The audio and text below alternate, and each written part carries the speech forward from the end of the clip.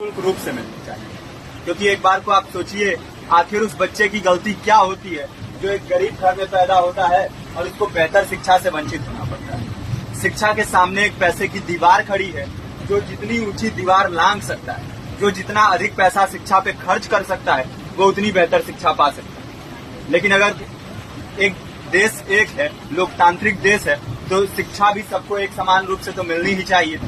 आज परिस्थिति ये है कि एक तरफ तो प्राइवेट स्कूल हैं जो लूट के अड्डे बने हुए हैं, वहां पे आप एडमिशन कराने जाएंगे तो सिर्फ एडमिशन के नाम पे ही आपको 10,000 20,000 रुपए देना होगा। और कमीशन खोरी का ऐसा धंधा है कि कॉपी, किताब, टाई, बेल्ट, ड्रेस, जूता कहाँ से खरीदना है ये आप नहीं तय करेंगे वो प्राइवेट स्कूल वाले। यानी आम लोगों की मेहनत की आखिरी कौड़ी उनके जेब से वसूल लेना चाहते हैं। और दूसरी तरफ सरकारी स्कूलों में न तो पर्याप्त टीचर है, न पर्याप्त बिल्डिंगें।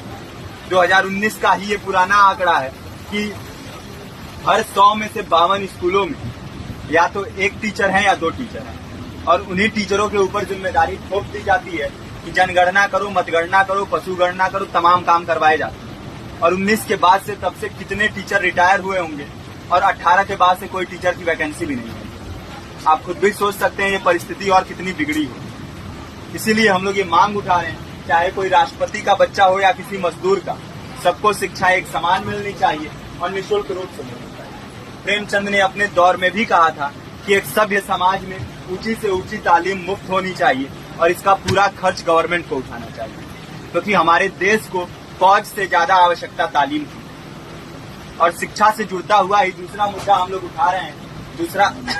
दूसरा मुद्दा है रोजगार का।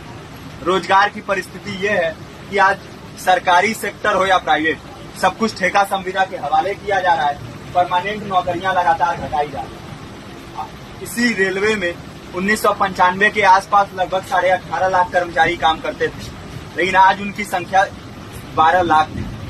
आप खुद भी सोच सकते हैं कितने बड़े पैमाने पे परमानेंट पदों को घटाया जा रहा है। और आज आलम ये है, एक तरफ लाखों पद खाली पड़े हैं, फिर भी कोई वैकेंसी नहीं निकलती। जो वैकेंसियां निकलती हैं उनमें भ्रष्टाचार होता है, पेपर लीक हो जाते हैं। RO, UP police, BPSC, SSC, CGL, ऐसे तमाम पेपर लीक हो चुके हैं, आप लोग भी जानते ही हैं। अभी नीट की धांधली में ये पता चला कि एक एक पेपर 30 लाख से 50-50 लाख रुपए में बेचा गया। हम और आप तो ये पैसा नहीं दे सकते। पूरी की पूरी कारस्तानी सरकार, प्रशासन, शिक्षा माफियाओं की होती है। और भुगतता कौन है? आम घरों के लोग, जो लोग सालों साल तैयारी करते हैं, दिन भर में 10-10 घंटे, 12-12 घंटे पढ़ते हैं। और इतनी कड़ी मेहनत के बाद, सालों साल की मेहनत के बाद उनके हाथ लगती है तो सिर्फ हताशा, निराशा, अवसाद। बहुत से छात्र नौजवान जो इस बेबसी में, इस डिप्रेशन में नहीं जी पाते, आत्महत्या तक के कदम उठा लेते हैं। लेकिन ये देश की विडंबना है कि टीवी चैनल, अखबार, मीडिया, नेता, मंत्रियों के लिए कहीं ये कोई मुद्दा नहीं है। उनके लिए मुद्दे हैं तो जाति, धर्म, रंग, नस्ल, अगड़ा पिछड़ा। आज जब पूरी परिस्थिति इतनी भयावह है तो ये जरूरी है कि लोगों के बीच में जाया जाए, लोगों को संगठित किया जाए और एकजुट किया जाए।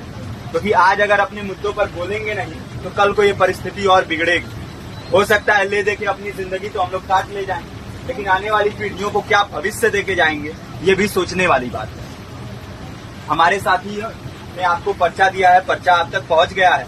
पर्चे में और भी बातें हैं, इसको पूरा विस्तार से पढ़िए। पर्चे में हमारा नंबर है, संपर्क कीजिए। फेसबुक का, इंस्टाग्राम का लिंक है, आप वहाँ पे जाएंगे तो आपको पता भी चलते रहेगा कि लगातार किन किन माध्यमों से हम इस अभियान को चला रहे हैं। नुक्कड़ नाटक, संगीत, शिक्षा सहायता मंडल, लाइब्रेरी, तमाम माध्यमों से इस अभियान को चला रहे हैं और कोशिश कर रहे हैं कि बड़े से बड़े पैमाने पर हर जगह पे लोगों को संगठित किया जाए और एकजुट किया जाए। आपके बीच भी आए हैं, आपका साथ और सहयोग दें। साथ इस रूप में कि आप भी हमारे इस कारवां और इस मुहिम से जुड़िए।